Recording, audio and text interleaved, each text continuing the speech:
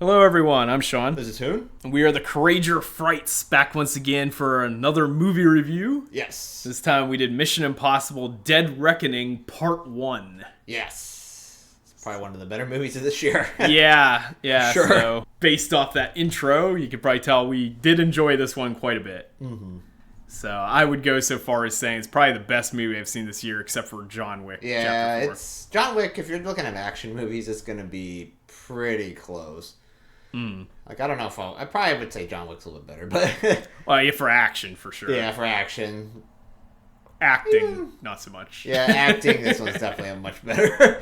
But, plot, there was some... Yeah, there's a couple maybe a point or two get cut out for the plot. Yeah. But overall, the action is spectacular. The stunts are amazing. As always, Tom Cruise is a madman. Yeah. But in the best possible way for filmmaking. Yeah, especially for blockbuster films. Right. He's the guy you want. Because when he jumps off a cliff with a motorbike, you could tell he actually jumped off a cliff on a motorbike. Like, there was, like, gasps in the audience. There was a guy behind us that was just like, oh my god. Yeah, he was like definitely like, oh. Yeah. Like, the audiences can tell. Yeah. When it's real and when it's not. Compared that to Tom Holland in Uncharted. Yeah. It looks like Mario or something. Yeah. It's like a video game. Which that's the weird thing is, like, Tom Cruise is, like, the only actor that, like, does that, I think. I was like, I don't know if does anyone else do that, really? I don't think. Not to the insane level he does. Yeah. I think there's a lot of guys doing their own stunts and potentially doing their own stunts. Like, I feel like Chris Hemsworth's going to be a guy to look out for in the future with his Extraction films. Was pretty good. But he leans more into the John Wick end of action more than the stunt work. That's more like fighting for, like, extended period of time. Yeah, the one-shot action scenes that go on for 20 minutes or whatever. Like that. You don't get so much of that in this. There's definite cuts in the action. Yeah, this one's more like you have probably like 5 minutes of action and then there's plot. Yeah, the plot can go for a while. And that's like maybe one of the maybe minor nitpicks is the pacing. Yeah. That's kind of, this movie feels more like, I want to say more like an old school movie. Like, I don't know, it's like nowadays it's almost like you gotta say it's an old school movie because of the way the film's made. Yeah, it feels like a movie. Yeah. To quote Harry Styles. Yeah, it feels like a movie. It's a movie. Like a go to the theater and sit down movie. Yeah, because you have your, like, action, you have your set action, and then you have your plot, then your action again, and they're not like one cut that can go on for like 30 minutes of fighting or something. There are extended action sequences though. Like that car chase in Rome is pretty that's long. That's probably like 15 minutes or so. Yeah, that was pretty long. But it didn't drag. Yeah. The action scenes in here, when the action gets going, you're like invested. Yeah, the action's great. The tension is like palpable throughout the film. Yeah. There's that constant sense of like dread going on. Yeah. And lots of extreme close-ups of Tom Cruise's face looking intense. Yeah, his intense face. He's like intensely in the shadows in the very first scene. Yeah, when he recruits the DoorDash guy for the IMF. The DoorDash guy, yeah. The dasher he got. But, so I'd say that's good. Tom Cruise is a good point. Yeah. Simon Pegg's great. Ving Rhames is good. Yeah, I'm going to say all the actors are pretty good. Haley Atwell is fantastic. Yeah. Mantis, Palm Klementieff, actually in a film where she's not a bug woman. Yeah, speaking French. Speaking French, which I believe she's French-Canadian, I think. Yeah. So that's... Yeah, because she sounded very fluent in French. Like, it sounded very fluent. I think it's her first language. Yeah. So, yeah, that was interesting. I always like when they add a little bit of the real person to the character. Yeah, I do. I thought it was cool when like Arnold Schwarzenegger started finally speaking German in movies. Yeah. Instead of just being John Smith or whatever. John Smith, yeah. John Kimball. Cop, you idiot. But so I would say go out to see this in theaters for sure. Yes. Follow Tom Cruise's opening congratulatory statement. He's definitely the only person that does that. It's like, thank you for going to the theater to watch our movie. Yeah, this movie's specifically made for theaters. Yes. Only theaters. Do not stream this. Do not stream this, or we will find you. We will go everywhere on the earth to find you. It'll be that scene when he says that you won't be safe anywhere on this planet. If you stream this movie. There's no place on earth I won't find you. Wait, was this made by Paramount? Yeah, I think. So this is going to be like a Maverick situation where it's probably like a year before it comes out in probably. Streaming. I'm curious to see... Well, I guess we'll go into our ratings for this. So what would you rate this? I would say probably this is one of the better movies of the year, to be honest. So probably 8 or 9. Yeah, that's fair. Likely. That's definitely what I would say. Probably 8 or 9. We'll get into a little bit of nitpicks. I don't think we're going to do blow-by-blow, scene-by-scene description like sometimes we do. But we are going to talk about certain scenes. Yeah. And we always talk about the stuff we don't like the most. Yeah. So if we start rambling about the nitpicking and it sounds like we hate the movie, we don't. Yeah, it'll just be like a scene or something that we're just picking apart. Yeah, it's like a nitpick. Yeah. But that's what's more entertaining about these reviews. Yeah. It's always more fun to talk about things you don't like than things you do. But so I guess the one thing I was going to say is about the box office for this film before we get into it. So there were some articles saying it underperformed because it did like 80 million domestic, but then it went and pulled like 150 million internationally or something like that. So that's already made its like budget. Yeah, I mean it's like 255 million now. Yeah. And then we'll see what happens with this. Like, I don't know if it's going to have the legs that Top Gun Maverick had because you got Oppenheimer and Barbie coming out next week. I think the way, like, all these bigger movies are coming out, because Barbie and Oppenheimer were considered two of the movies that were supposed to be pretty... Those are kind of the big movies, but it remains to be seen if those are meme movies or if those are like real... Especially Barbie, because Barbie's almost seems like a meme movie to me. Well, it is a meme movie, I don't really know. It just depends on like how that equates to sales. Yeah. Like, is it real? Are Oppenheimer and Barbie going to do really well in the box office, and then it's going to cause Mission Impossible to kind of go down a slope? Or are they going to do Morbius numbers where it's just a joke on the internet and then nobody actually shows up? They made that $1 trillion. I know. I think it was at AMC or Regal or something said there's 20,000 tickets already sold for both Barbie and Oppenheimer. But, like, is that it? Yeah. Is that going to be the end of it? Yeah, 20,000. They'll do really good, like, the first day, and then after that, no one watches. They didn't even make enough to pay for that bomb they bought from... Yeah. From the black market. I don't know where they got it. Christopher Nolan's practical nuke or whatever he made it. But yeah, I don't know. We'll see how those do. That's the only thing potentially dragging Mission Impossible down. I would say out of all those movies there, Oppenheimer is probably the one, because I know Christopher Nolan fans typically go out and watch his movies. True. Yeah, but I don't know if that will be enough to... Because it's like 2 weeks. Is it 2 weeks or 1 week? Or is it... It's like next week or something. Next week, so... are people waiting off from Tom Cruise's movie to go watch Oppenheimer? That's the thing, too, because Oppenheimer's like a historical drama about scientists. Yeah. I feel like it's going to be a dry film. Yeah, it's probably going to be very dry. Like, I don't know how much mass appeal it's going to have. They just have that extended sex scene in it. Yes. They'll potentially do well with like the Nolan fans, but I think Nolan's last couple of films haven't done that well box office wise. Tenet like tanked. The savior of the theaters tanked really badly. Yeah, Tenet was supposed to save theaters and it died. And then Godzilla vs. Kong, I think, was actually the first big hit in theaters. That made like a couple, like almost made like...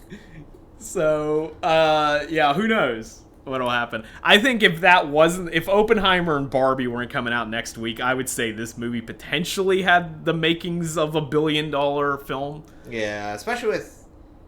knowing how Top Gun did it. Yeah. Where it was, like, consistently the same figures unless it's one of those things where... Since all these movies are coming out, people are just going to extend it out because they're going to like skip it this week and just watch it. That could be too. Yeah, a couple weeks later. Right. Because, like, if it does, like, Maverick, it must be, like, the same people watching it over and over again in theaters. Yeah, because that's what happened with Top Gun Maverick. It didn't make a ton of money any one weekend. Yeah, it just consistently made good money. Which I think that's what James Cameron movies do. Yeah. All the time. Because Titanic was that way. That's true. Because it was, like, it did well, and then it just kept going. It just kept going. Never stopped. Yeah. It was, like, a year, and it was still in theaters. So if this is making $80 million a weekend for, like, 10 weeks or something... So, we'll see how it goes. So, let's, I guess, talk a bit about the movie itself. Yes. Without going into every minute detail. Yeah. But one thing I do want to point out at the beginning that's really funny to me, personally, given current events in the world. Yeah. The film begins with a Russian submarine torpedoing itself. Yeah. Which I feel is probably the most accurate thing I've seen in film. Yes. My only little nitpick with that is... that the rest of the movie sounds like some kind of, like, Vatnik cope. Where it's, like, it's literally, the whole film basically is saying that the Russian sub sank itself because the Americans installed some kind of experimental AI into its computer system. And it's like, somehow. That sounds like something Putin or, like, Medvedev or something would say. Yeah. What's his name? Lavrov, their, like, defense minister or something. That sounds like something he would say to explain why the sub sank itself. Yeah. So, and that's the whole plot of the movie. The entire plot of the film sounds like a Russian conspiracy theory. Yeah. But other than that, that scene was kind of funny. The sub just, like, torpedoes itself. Yeah, it's like, it's coming back. Can't do anything about it. That seems accurate. I feel like the first part was a Hunt for Red October reference for sure, where they're speaking Russian and then the Russian switches to English in mid-sentence. It's like it does it for probably like 5 minutes. Which Tom Cruise's movies do that a lot, because Valkyrie did did that too, yeah. Where they speak in German and then it switches over to English. But then the French and Italian in this movie is never translated. Yeah, that's just like regular. Like speaking in Russian at the beginning with subtitles, and then they're just like, yeah, screw it. Nobody gives a crap about this language. Yeah. So we'll go right to English. Whatever. Switch right to English. Nobody cares about Russian. French and Italian, though, we're using that. Yeah. But anyway, I thought that was funny. Oh, we have to talk about the nightclub and how kind of dumb the AI thing is. Yeah, that... Like, the whole movie's about an AI, basically. They're trying... Or, I guess the AI must be like... It's like a sentient AI at this point. It's like Skynet almost. Yeah, but it's not, because it doesn't do anything. Right. It's Skynet, but it only used its powers to blow up a Russian sub. Yeah. Which means it sounds like a good AI to me. Yeah, because it does, like... What it apparently does, it purposely showed that it could go to, like, the world banks and stuff, and, like, go into people's, like, defense ministries and stuff like that.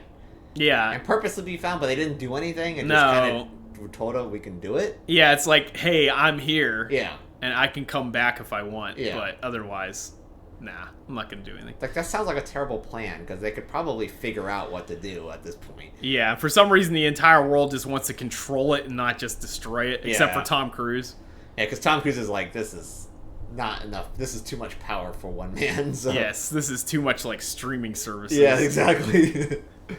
So he decides to set out on a mission to destroy it. But like we said, instead of being Skynet, it doesn't want to destroy the world. Instead, it has ultimate power, and it apparently wants to utilize that to be a mob boss or something. Yeah, I kind of don't understand the motivation of this AI. Like, what is the point? What is the point of the AI? To be honest, other than being this ultimate super spy. That's always the rave. Yeah. It's always got these rave lights flashing all the time and growling. Yeah, it growls. Growling noises. So there's a scene where they meet up, all the buyers like meet each other at a nightclub in Venice. Yeah, which I think it was the same. It's like hosted by the same person from the second, like the last movie, wasn't it? I think so. Yeah. I don't remember her name, Alana, but she's like, she's like almost like a dealer or something. Yeah, she's like Max or whatever from the first movie. Yeah. Where there was like this woman that's like this power broker or whatever that makes these meetings happen. And they're at this nightclub, and there's the rave going on. It looks like a scene from John Wick. Yeah, it does. It's just a rave European nightclub with the flashing lights and the dancers and a rave going on. Yeah. And then at some point they have this horrifying realization. This is where we get lots of close close-ups of Tom Cruise's tense face. Yeah. And he realizes that the rave that's going on above them is the AI. Yeah, is the AI. It is the entity. And it's like, why? Yeah, it's like, why does it care about a rave? It watched John Wick Chapter 4, and the entity realized that it wanted to become Killa Harkon. Yes, exactly. And then, because this scene does remind me of that nightclub. Is it Himmel and Tola or something like that? Yeah, it does kind of have a feeling, the same feeling to it. It felt like the same nightclub, even though it was in Venice. And it was just like, it had achieved every German's dream of becoming one with the rave. Yes. Pretty much. It's like, okay, that was a weird scene. And another thing that kind of didn't make any sense is, why does it have that guy, like, doing his bidding? How does it control him? Yeah, I don't know. He's like... He's just like, I'm a computer. He walked up and he's like... Hey, kid. What? I'm a computer. Stop all the downloading. Kills that guy. It's like, why does he have... Like, why does it need that guy? Like, I don't know. Well, it doesn't need him because its plan later at the train heist was to get him killed. Yeah.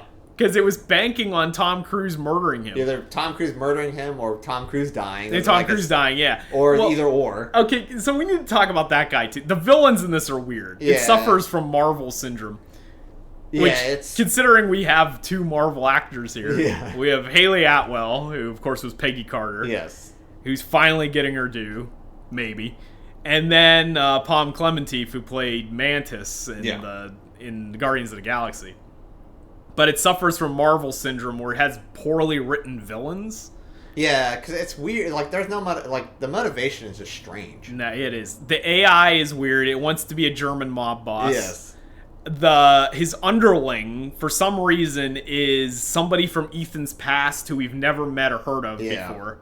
That must have killed someone, like, important. Someone, Maria or something. Some person we've never heard of. Yeah. This all happened before the first movie. So I haven't seen the original Mission Impossible movies for so long. I didn't remember that if that was an actual scene from the other movies or not. I was like... They made it up, because I just watched Mission Impossible 1 like 2 days ago. Oh, okay. That is not anybody in that. Oh, okay. So this happened before the first Mission Impossible. That's a problem, too, when movies decide to harken back to some, like... person from from the main character's past that we've never talked about before, and it's like the stakes are high for them but not for the audience because we don't know who they are. Exactly, we don't know who this is, especially to him, because he's like, he shaped me who I am now. It's like, how? Yeah, but like this seems like a very important person. Yeah, it's like very important if he's like shaped your whole career after this guy. Yeah, so this guy Gabriel, apparently his whole motivation in life is just to show up, kill someone close to Ethan Hunt, just to look at the expression on his face. Yeah, exactly. And then he comes back 30 years later to do it again. Yes. He has the same motivation that a troll does when they send a Rickroll to a Twitch streamer. Yeah, exactly. Pretty much.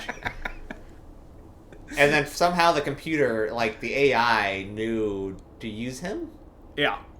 Well, the AI knew because... I don't know why the AI knew. Why did the AI care so much about Ethan Hunt? Well, it didn't. It just knew this guy wanted to kill Ethan's friends again. Yeah, it was like, oh, we need this guy. I need to have him as my underling. Yes, because the AI wanted to achieve something, which we still don't know what it wants to do. But it got Gabriel as its assistant, and then it agreed to help him kill one of Ethan's friends just so he could look at the dumb look on his face. Yes. Because Ethan's the only person in existence that would be able to destroy this AI. He's the only person trying to destroy it. Yeah, it's like he's the only one. Everyone else wants to control it. Ethan's like, we need to destroy it. Right. But somehow the AI knew that all, like, 4D chess this thing way ahead of They do say 4D chess. Yeah, like, way ahead. Before this even happened, it already, like, planned that it wants to counteract Ethan Hunt. Yeah. Which that doesn't make any that doesn't make any sense. No. The villain doesn't make any sense. No, neither of them do. Yeah, I don't understand the villain's motivation. The only villain that makes sense is Mantis, Palm Klementieff, because at some point during the film she decides these people are insane. Yeah. And then she helps Ethan at the end. Yeah, helps Ethan when Gabriel's like, you'll betray me. Yeah. Well, yeah, now she will. Yeah. He stabbed her in the chest. Yeah, I know. It's like, you didn't think that should betray her, right? It's like you said. I don't think she even thought of that until you stabbed her. Until you stabbed her in the stomach. And then it was like, oh, well, now I might as well betray you. So, yeah, that was weird. There are callbacks to the first film because I don't think Kittredge has been in any of these movies since the first movie. Who was Kittredge? The director of the CIA. That guy. Guy with the silver hair or whatever. Oh, okay, like the main guy that's has looked exactly the same for the last 30 years. That, like, kind of gave Ethan the actual, like, mission or whatever. Yeah. He was the director of IMF or whatever in the original movie. And then he just disappeared for, like, all the movies, and now he's back again. And he's, like, somehow working with the CIA or whoever they're working with. Yeah, so he's supposed to be the guy in charge of the CIA. So, yeah, that dude came back. I think the actor is Henry Czerny or something. He's back. He's another one, much like Tom Cruise, who hasn't aged in 30 years. They got glasses. Yeah, they got the silver hair. Okay. Who's like the main guy. Okay. So, but he's the guy that was in charge of IMF in the first film that Pegg's hunt as the mole or something at the beginning. That scene in the dining, that dinner scene where Ethan Hunt famously blows up like the aquarium and all the water comes pouring. That's that guy. Oh, okay. So, like, that kind of thing. So he came back, and then, of course, we have returning characters. You have Benji, who's played by Simon Pegg. Yeah. He's been around since, I think, the fourth movie. How many movies have been? Like 8? This is like 7, I think. Okay. 7 or 8. And then Ving Rhames has been there since the first movie. Okay. But he disappeared for a couple movies and came back. Yeah. And then Rebecca Ferguson, who played Elsa, was in 3 of them or something like that. And then she's always been like almost like the love interest at one point. Sort of. Kind of like I don't know, just like I don't know. I guess like there's like Ethan with his friends, especially his female friends. Yeah. There's always kind of this undercurrent of like a love interest thing, but it never goes anywhere, and it's almost like I can't tell if they're romantically involved or if it's just like a purely platonic thing. Yeah. Like they're just really, really close. 'Cause that's what Gabriel is like all his female friends. Yeah. He always he's always trying to kill all the women around him. Yeah. It's like, but at no point did they ever like imply that it's really that. I mean, maybe it's implied, but no point do they ever actually show that really there's show anything. Some kind of like romantic or sexual connection there. It's just like everybody's just really close knit. Yeah. So, and then they recruit Peggy Carter to the team. Yeah, which takes a while for her to be, because she's like she's a rogue character. She's definitely the rogue character in here. So yeah, I liked her character a lot. I'm biased because I'm a big Hayley Atwell fan. Mm-hmm. But she sort of played almost a Catwoman-esque character, the thief. But here, she wasn't as abrasive as, say, Shaw in Indiana Jones 4. Yeah, she 5. was definitely more like a normal person. Yeah, no, like... we talked about Shaw being a thief with the heart of gold for like a second, and then we're like, no, she's just a jerk. Yeah, she tries to sell everything and wants to like make money. Like, this one is that. Like, yeah. Like Hayley Atwell's character is the thief with the heart of gold because she's just trying to survive. She doesn't know who to trust. Yeah, which is like like basically everyone's told you that don't trust anyone. Yeah, pretty much. It's gonna be hard to trust anyone after that. But then when somebody dies to save her, she's like actually like shaken up by that. Yeah, or she has a choice of either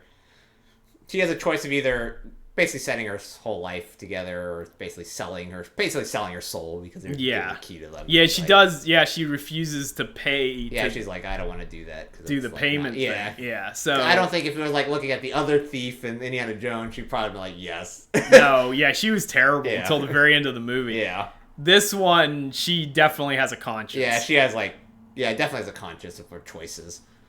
So I like that about the character. I also liked. This is kind of the year of the anti-Mary Sue. Yeah. So people complaining, mostly right-wing people complaining about female characters in film these days are written perfect. Like, they're good at everything. Yeah. Well, like, okay, The Flash had Supergirl, who was terrible. Yeah. As much as I like that character, all she does is die. Yeah. Indiana Jones had a character that was a little Mary Sue-ish, but she still needed the help of an 80-year-old man in order to do her quest. This one, Hayley Atwell is really good at pickpocketing. Yeah. And she's, as is Ethan Hunt, who gets to do magic tricks again for the first time since the first Mission Impossible. And she's good at fighting people. Which, we don't get an explanation for that, but there doesn't really need to be one. If you're someone that lived on the streets, basically, you eventually pick stuff up. You're going to have to do it. Also, she could do that fully analog. Yeah. Like, she could have learned how to fight from anywhere without that being on her record. Yeah, because it's like, people like at least a roguish character, they don't really have a normal fighting style. No. They kind of learn things on the streets, the hard knocks life, as they say. Yes. And she's kind of a badass because she sees Gabriel and decides to knife fight the dude instead of trying to run away. Yeah. She's like, I'm going to kill you with my knife. So, which doesn't work out for her, or anyone around her. It's kind of a dumb decision. Yeah. But, for whatever reason, she thought she could take him. It's a lot of training from when she was back in the war. Yeah, pretty much. When she ran S.H.I.E.L.D. Yes. But, so I thought she was really good in this. And I liked how she wasn't all powerful and all knowing. Yeah. She's terrible driver. She doesn't make the right decisions all the time. No, she makes bad decisions. She's an awful driver. Yeah. Yeah. Which it leads to that chase scene in Rome, which is really funny. Yeah.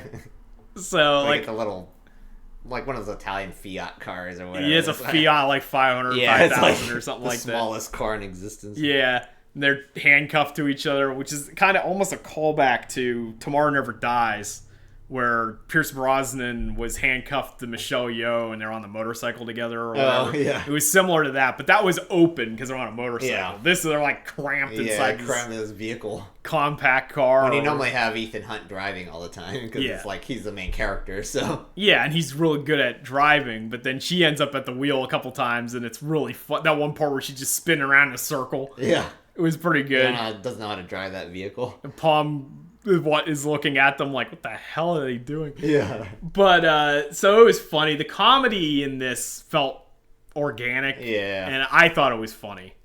Maybe some people saw it as cringe, but I thought it was funny. No, it kind of made sense in the scheme of things. Because cars aren't easy to drive. You don't know how to drive them. You have to, learn how to do it. Right. And it was, fully automated. Yeah. It wasn't intuitive at all. Yeah. So, that was... Ethan Hunt was having problems with that. Yeah, he wrecked into the wall. So yeah.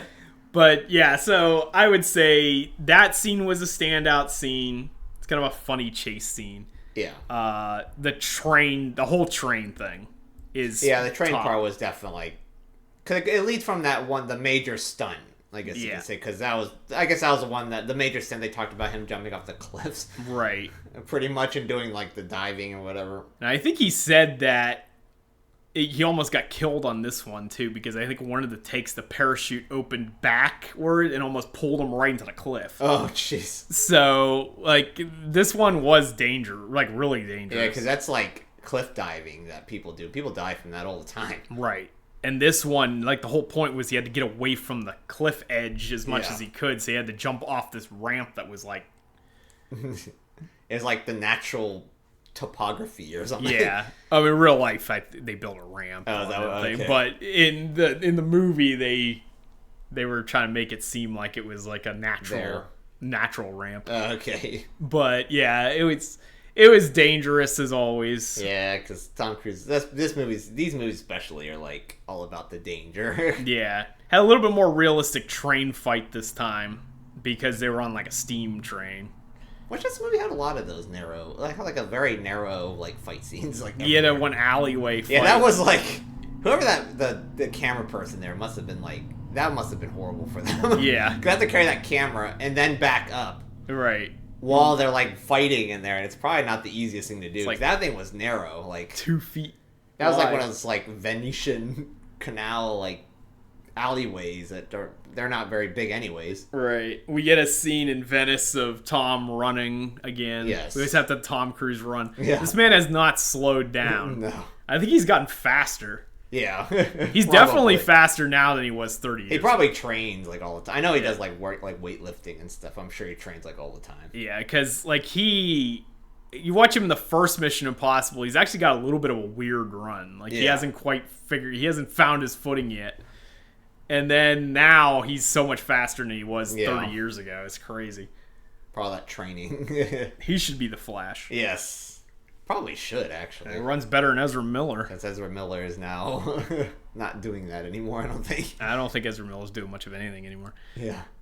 So anyway, yeah, I would say definitely check it out. Top marks on everything about the film except for maybe the villains dock a point or two, but because the third act was really good. Yeah, it kind of drags in the second act. The first act was kind of setting everything up, so it's not. That even kind of dragged a little bit too, but because this one felt like 3 hours. Right, the pacing is a little bit off. Like where John Wick Chapter 4 didn't feel like 3 hours at all. Yeah, this definitely felt like 3 hours, but that's not necessarily terrible. Yeah, because they're trying to explain a lot of stuff, but at the same time, they didn't explain the villain. The villain's motivation had no explanation. No. So I think that's probably going to wrap it up for this review of Mission Impossible Dead Reckoning Part 1. So go check it out. Wait around for the intermission, year-long intermission. Yes, the year-long intermission. I was going to wait the theater for we're 1 year. Yeah, we were sitting there. We were like, we paid $16 for this. We're waiting for Part 2. Yeah, we're waiting for Part 2 right now. We're going to wait right here in the theater. I wonder if somebody did that. Yeah, that was right, just waiting. It's probably some idiot that refused to get out of the theater. Yeah, probably like, I'm waiting for the ticket I sold to buy. That thought the credits was the intermission. Yeah. And they're going, the Part 2's going to start right now. Yes. Which is kind of, the only thing is, like, they do say this is the last Mission Impossible movie. Well, they did. Yeah. Until Tom Cruise watched Indiana Jones and realized that Harrison Ford's still running around at 80. Yeah. And Tom's like, I could do that. I was like, the only thing is, like, what would they do after that? I mean, after an AI, literally AI's later like the final enemy's like an AI. Yeah. What would you be able to do after that? I have no idea. Because he's already like, I think the last movie was about a nuke or something that was like. Yeah, I think. I can't remember the plots to like any of these movies. I know the second one was about like him disabling like a nuclear bomb at one point. Yeah, well, the second one was about him driving in slow-mo with doves flying everywhere. Oh, I mean the last movie. Yeah, that's right. Yeah, last movie. Last movie was about Henry Cavill. Oh yeah, loading his biceps. That was Henry Cavill in that one, wasn't it? Yeah, that was about Henry Cavill loading his biceps and about his mustache that cost Warner Brothers $20 million. Yes, exactly. That's what the last one was about. So yeah, that again, I think that's about all we got to say with this movie. So again, go check it out. It gets the Courageour Frights seal of approval. Yes. So if you like this review, give it a thumbs up. Consider subscribing for more like this in the future, and you too can feel the strength welling within. See ya. See ya.